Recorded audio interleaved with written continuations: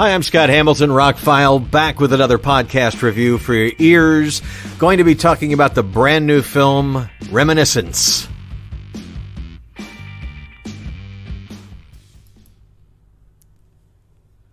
This is one of those movies here at the end of the summer that came out of nowhere. I mean, I literally had no idea it was being made. There was no advance buzz on it.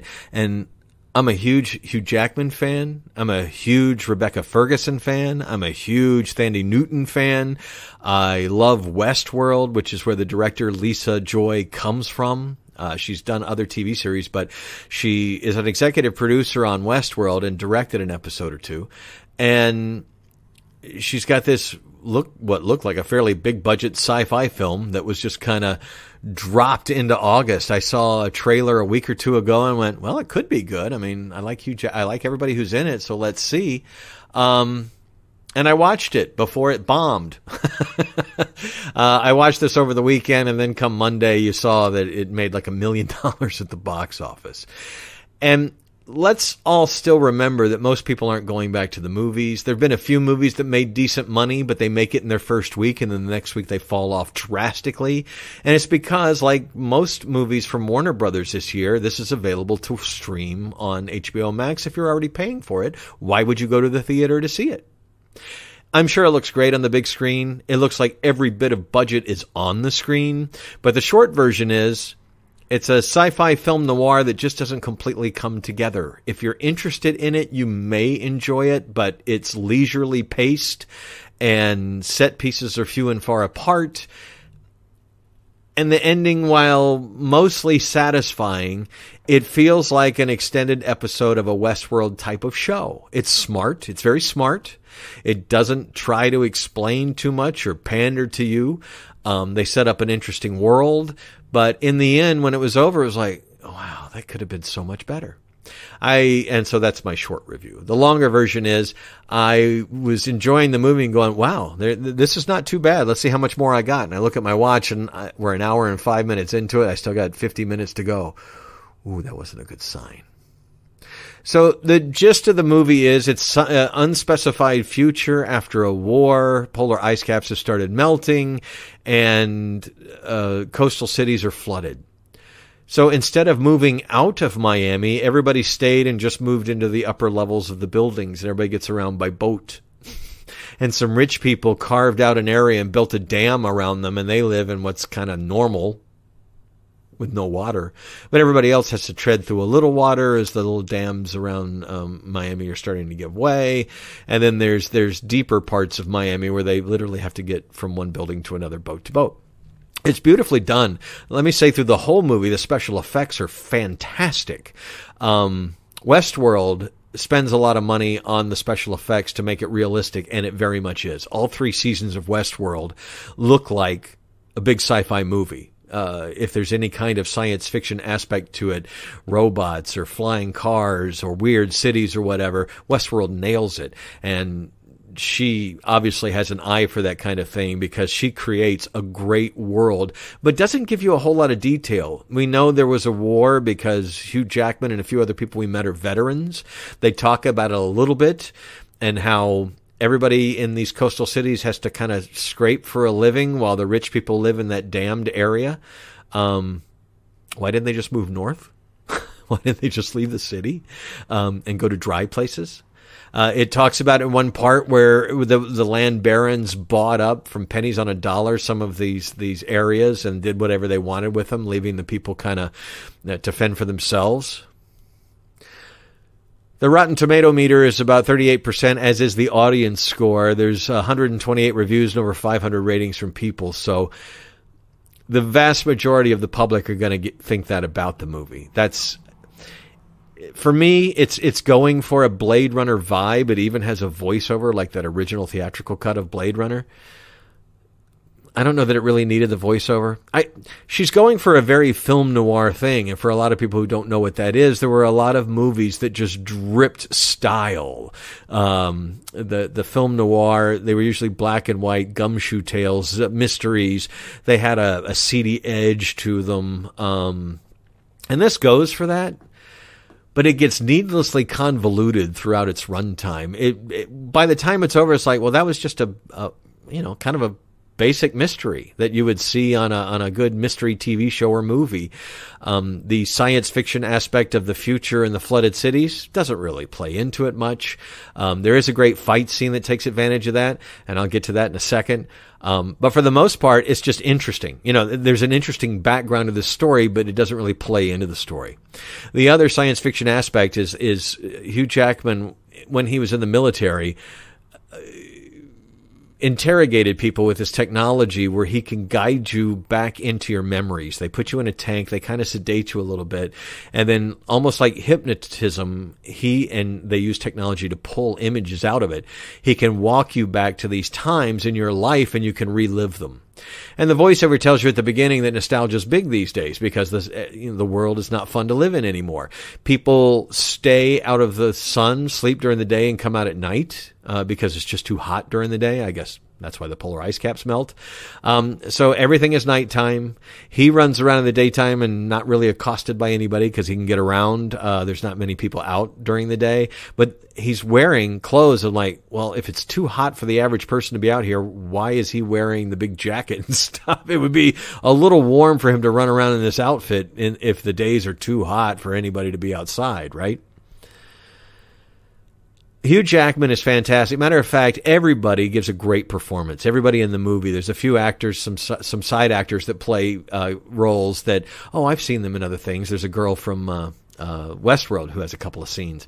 And everybody in the movie does very well. Hugh Jackman sells his part great. Rebecca Ferguson, I love her to death and everything she's done so far, and she's great in this movie. Thandie Newton adds multiple layers to any character she plays, and she's great in this movie. It just doesn't all come together. They spend a lot of time on the memory technology and stuff to have it basically him just tracking down things. It wasn't really necessary to have this technology or the flooded cities, but that adds a different air to the proceedings, if you will. And like I said, she builds a great world. It looks fantastic. The special effects are great. When the subway has to go through kind of shallow water and the water's coming off of it, and it's just, you haven't seen a movie take place in something like this. I just wish the story was a bit more original. Because again, if you took away the flooded city and even took away the memory technology, it'd just be a standard gumshoe mystery type thing, where should he or shouldn't he get involved? He's infatuated with this woman and has to follow her. There is a jump, and I won't get into spoilers, but there's a jump early in the movie where we think everything's happening in real time, and then we find out it's not. And it's actually been several months past what we thought was real time. That could have been handled a lot better. Like, there wasn't even a reason for the jump, but I guess we're trying to maybe edit out some longer stuff that was in the movie. The movie has that Blade Runner leisurely pace, and I love both Blade Runner movies. I know not everybody does because they are slow, but they're slow and deliberate for a reason. This is also slow and deliberate for a reason. I just don't know if the reasons are quite justified by how everything ends up. And how things end. There's another flash forward at the end it adds a nice Westworld type twist on the whole movie, and I get that too. But overall, this is not something I could recommend to just anybody. If Grandma wants to sit down and watch the new Hugh Jackman movie, guide her to something else. If you like Blade Runner and that kind of slow build, let's build the characters first before we get into the action and get in, and you don't mind a little science fiction with your mystery thriller, then you may have a fun time with this. I told a buddy of mine, he was like, man, that really bombed. And I'm like, yeah, I can imagine why. My parents, when I recommended Blade Runner, I saw Blade Runner in 82. I was in high school. And I came out of it, I was blown away by it because at the time I was developing my movie tastes, and something like that I had never seen before that just gave me feelings I had never had before. I was 16 years old when that movie came out. And I went back home and I said, oh, you guys got to go see that. So on Friday or Saturday night, my parents took some friends of theirs and they went to the movie theater and they walked halfway out the movie. And my mom never saw it again. I think my dad saw it later and actually liked it. But we joke to this day. My parents are no longer with us, but the friends still are. And they joke every time I post something about Blade Runner. Oh, yeah, that was the movie we walked out of that you recommended. So I've known all my life that Blade Runner's not for everybody. This is not as good as Blade Runner, but it's what they were going for. And if you really like Blade Runner, then maybe you'll like this. Not that they have it's not about replicants or anything like that. It's really just a murder mystery with some sci-fi slathered on top. I think Lisa Joy does a good job with the movie. I think she will be a director to watch. She wrote and directed the thing. And when you get Hugh Jackman and the cast that you have in this and the budget that she had for this, wow. A lot of people don't get that for a first movie. I don't think all the problems are totally hers. I just think it just didn't all come together, and maybe she had a little more ambition than she had. I don't want to say talent, but I don't know, skills to back it up. So there's this big fight scene that comes up towards the end, and it's epic. I mean, it goes on and on and on. I mean, this is not that kind of movie. And so after I'm looking at my watch going, wow, these two guys have been fighting for quite a while now. It's almost like a superhero fight. And I know they're both military and stuff like that, but it just stuck out like a sore thumb. It's like this adds to the runtime and doesn't really help. Had there been another scene like that or two and they built up to this, and I know why he's emotionally invested to have this kind of fight scene, it just seemed like it was way over the top for what the rest of the movie was. Don't get me wrong. I love the John Wick movies. I love the Deadpool movies. I like over-the-top action. But this movie kind of plays it. Everything's kind of toned down. It's, they got that voiceover. Oh, it's the future's tough and everybody likes nostalgia because days are crap and blah, blah, blah, blah. And then you have this epic fight scene. And part of it takes place underwater, which, there is a lot of great ideas in this film. There is a lot to like about this film. It just doesn't all come together to become a huge hit. But again, if you like movies of the Blade Runner ilk that take their time to build up the story, that are deliberately slow for a reason, you may actually enjoy this film. I didn't hate the movie. I just came out of it with telling a few of my friends, this would not be something you would care about. Let's watch something else kind of thing.